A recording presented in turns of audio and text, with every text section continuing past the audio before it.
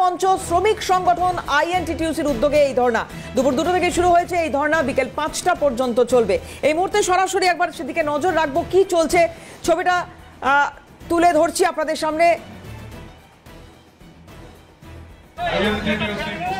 উদ্যোগে যে ধর্ণার আয়োজন করা হয়েছে, প্রবল প্রাকৃতিক দুর্যোগ ছিল সকাল থেকে। গতকাল আমরা সন্ধ্যেবেলা নির্দেশ পেয়েছিলাম। আমি প্রথমেই উত্তর কলকাতার সভাপতি,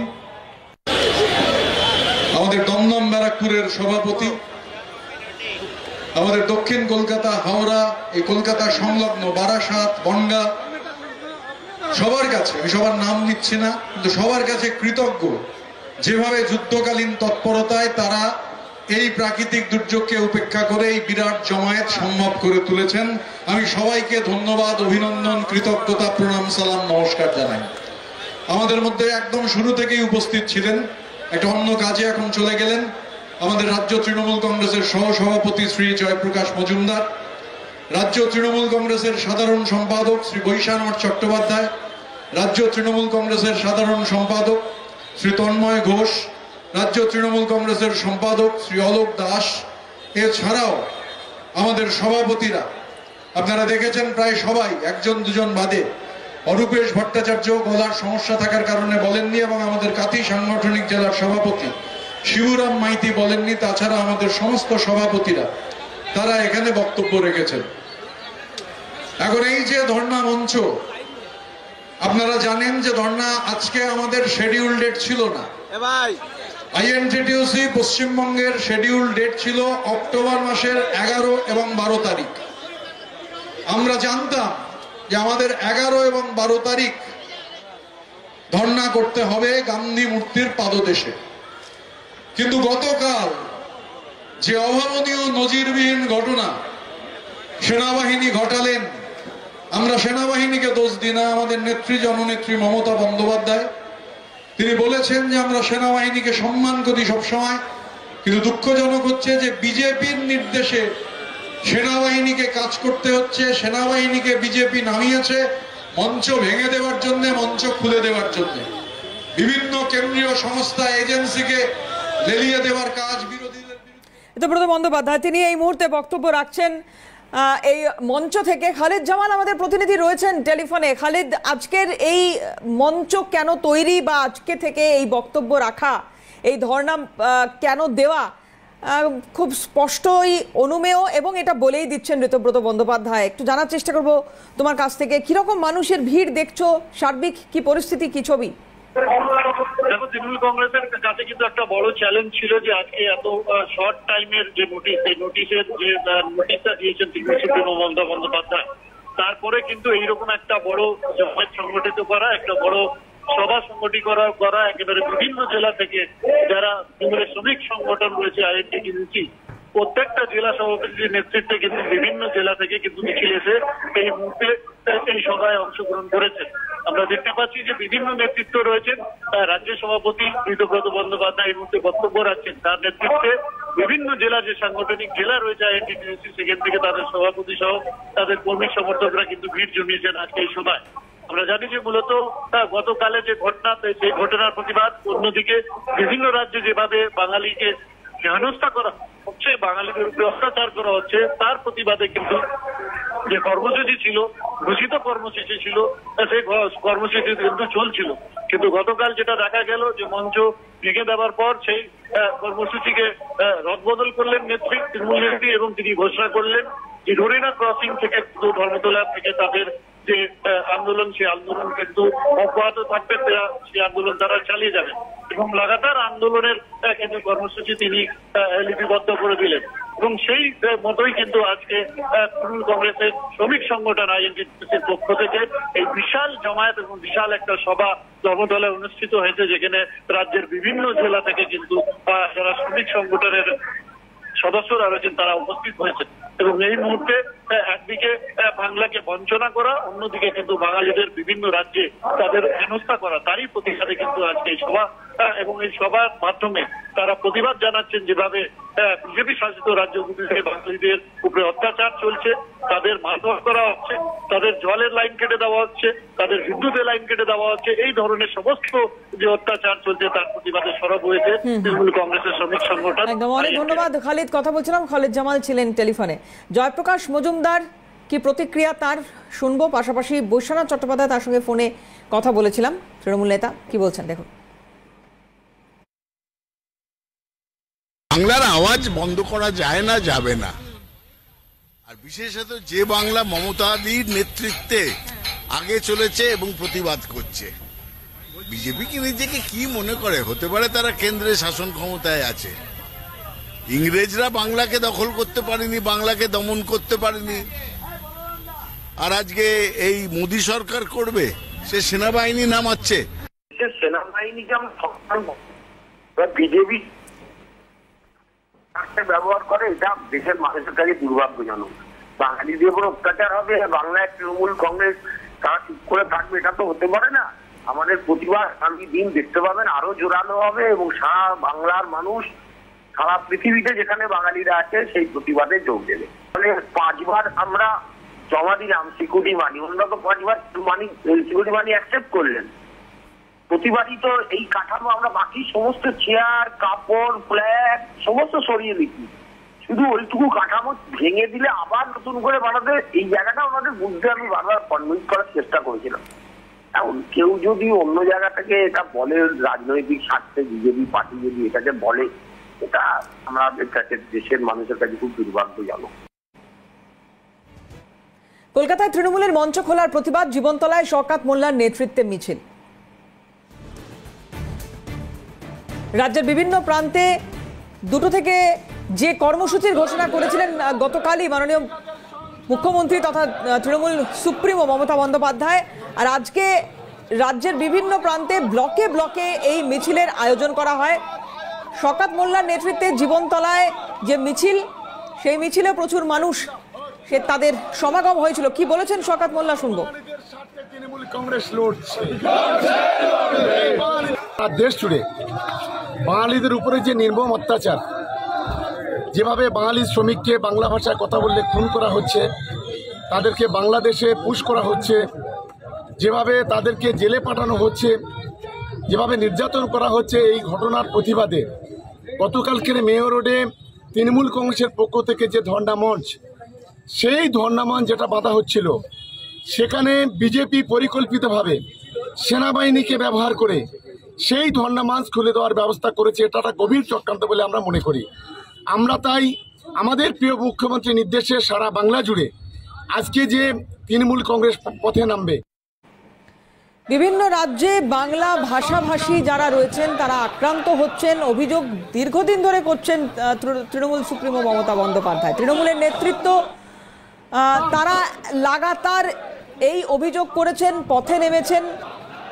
এমনকি তৃণমূল সুপ্রিমো মমতা বন্দ্যোপাধ্যায় তিনি পথে নেমেছেন, যে যে জেলা সফর করেছেন সেই জেলাতেও এই ইস্যুতে সোচ্চার হয়েছেন, আওয়াজ তুলেছেন।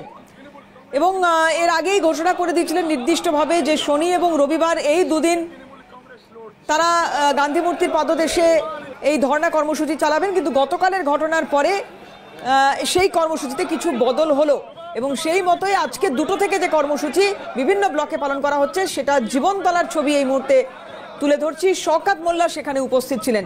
হরিপদ মণ্ডল আমাদের প্রতিনিধি রয়েছেন টেলিফোনে। হরিপদ, শওকত মোল্লার বক্তব্য আমরা শুনলাম। যারা সাধারণ মানুষ রয়েছেন, তৃণমূল কর্মী সমর্থক রয়েছেন, গতকালের ঘটনার পর কি রিয়াকশন তাদের, কি বলছেন তারা এই ঘটনাটিকে নিয়ে?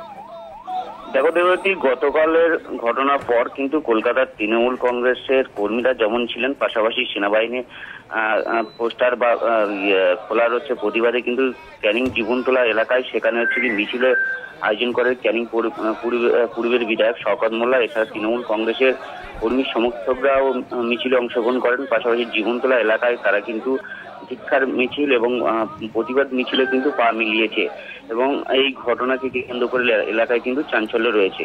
দেবারতী, ধন্যবাদ হরিপদ।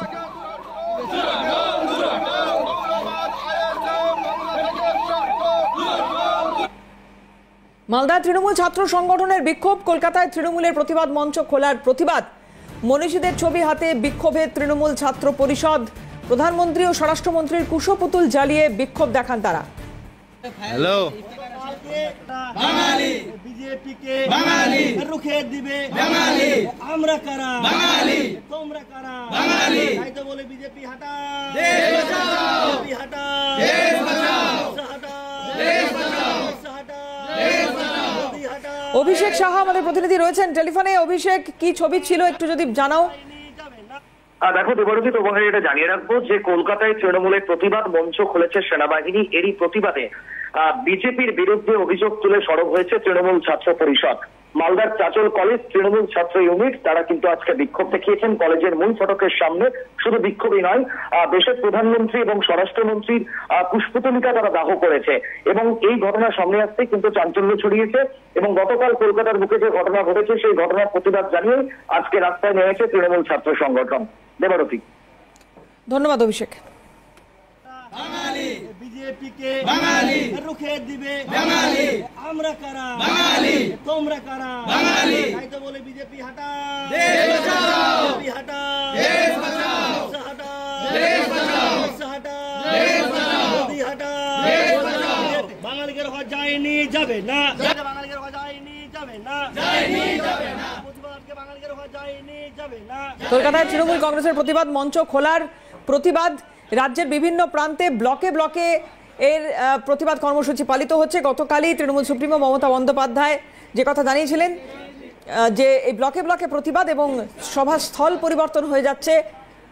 ডরিনা ক্রসিংয়ে সেখানে মঞ্চ বেঁধে শ্রমিক সংগঠন তৃণমূল কংগ্রেসের তারা একদিকে আন্দোলন প্রতিবাদ চালিয়ে যাচ্ছেন ধর্ণা কর্মসূচি এবং অন্যদিকে ব্লকে ব্লকে চলছে এই কর্মসূচি। মালদার ছবি দেখাচ্ছে এই মুহূর্তে, মালদায় তৃণমূল ছাত্র সংগঠনের বিক্ষোভ।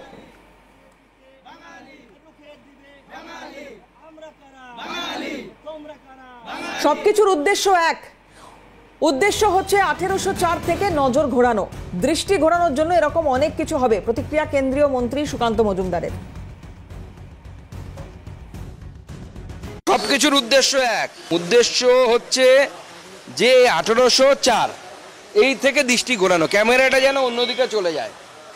ক্যামেরা চলছে, এই ক্যামেরার চলাটা যেন একদিক থেকে ঘুরে পূর্ব থেকে পশ্চিম দিকে চলে যায়, সেই চেষ্টায় তৃণমূল কংগ্রেস থেকে হবে। রাজ্য সরকারেরই একটি সংস্থা এসএসসি, তারাই বলছে আমার রাজ্য সরকার চোর।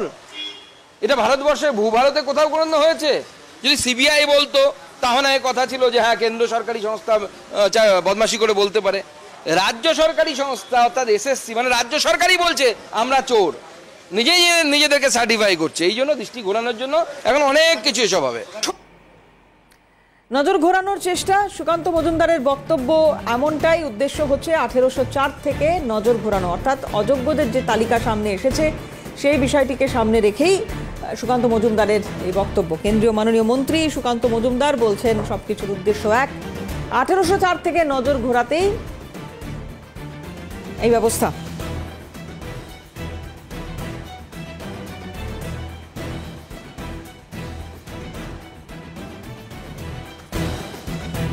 কি বলেছেন সুকান্ত মজুমদার আরো একবার শুনবো। সবকিছুর উদ্দেশ্য এক, উদ্দেশ্য হচ্ছে যে 1804 এই থেকে দৃষ্টি ঘোরানো, ক্যামেরাটা যেন অন্যদিকে চলে যায়।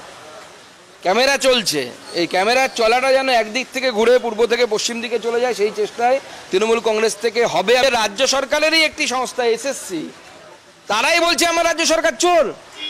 এটা ভারতবর্ষে ভূভারতে কোথাও কোনো হয়েছে? যদি সিবিআই বলতো তাহলে কথা ছিল যে হ্যাঁ কেন্দ্র সরকারি সংস্থা বদমাশি করে বলতে পারে। রাজ্য সরকারি সংস্থা অর্থাৎ এসএসসি মানে রাজ্য সরকারই বলছে আমরা চোর, নিজেই নিজেদেরকে সার্টিফাই করছে। এই জন্য দৃষ্টি ঘোরানোর জন্য এখন অনেক কিছু এসব হবে। দৃষ্টি ঘোরানোর জন্য এই কর্মসূচি, এই প্রতিবাদ, এই আন্দোলন, এই ধর্ণা, এমনটাই বলতে চাইছেন সুকান্ত মজুমদার। কেন্দ্রীয় মাননীয় মন্ত্রী বলছেন নজর ঘোরানোর প্রয়াস, 1804 থেকে নজর ঘোরানোর প্রয়াস। তৃণমূল নেতা বৈশ্বনাথ চট্টোপাধ্যায় রয়েছেন। বৈশ্বনাথ দা, সুকান্ত মজুমদার বলছেন যে সবকিছু 1804 থেকে নজর ঘোরানোর জন্য এই প্রতিবাদ, এই ধর্ণা, একইভাবে ব্যাখ্যা করছেন।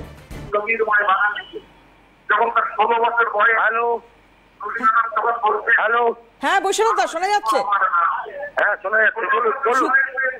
সুকান্ত মজুমদার বলছেন 1804 থেকে নজর ঘোরানোর চেষ্টা, এই প্রতিবাদ, এই ধর্ণা।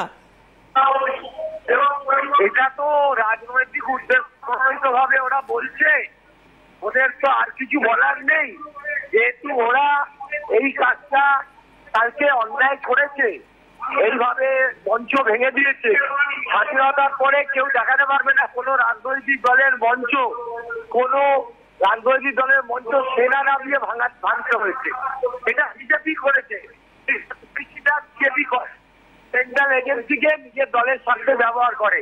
বাংলার মানুষ মার খাবে, বাংলার মানুষকে বাড়ি ছাড়া ঘর ছাড়া খুন করবে, বাঙালিদেরকে তাড়াবে বিজেপি শাসিত রাজ্যে, আর বাংলার মানুষ প্রতিবাদ করতে গেলে সেই মঞ্চ ভেঙে দেবে।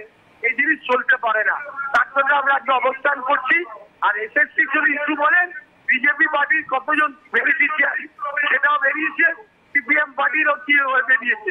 সুতরাং সে করেছে, তার বিচারে আওতায় সে আছে। এই ধরনের মিথ্যে অভিযোগ করার কোনো মানে হয় না। ধন্যবাদ বৈশ্বনাথ দা। বৈশ্বনাথ চট্টোপাধ্যায় তৃণমূল নেতা আমাদের সঙ্গে ছিলেন টেলিফোনে।